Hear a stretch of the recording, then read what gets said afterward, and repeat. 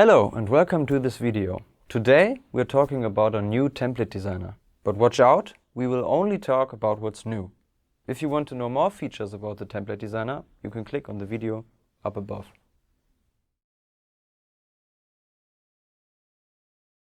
As you can see, I've already prepared something small.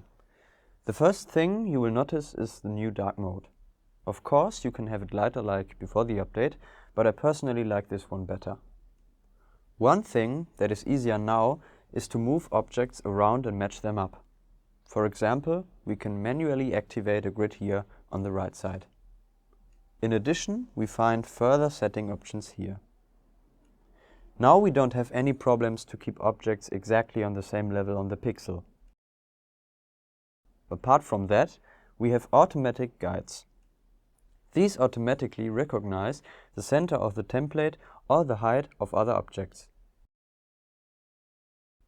Placing an object exactly between two others is also no problem, as factors like distance are also taken into account.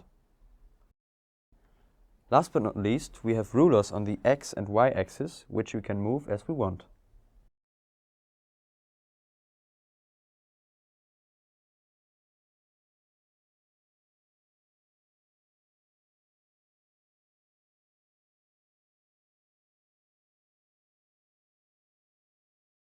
What has changed on the left side of the layers?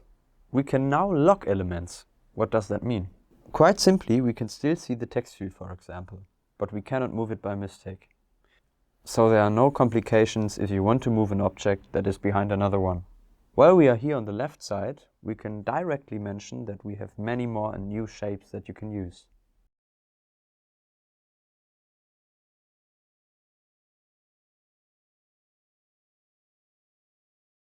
Also, it is now possible to select, move, rotate and scale several elements at the same time.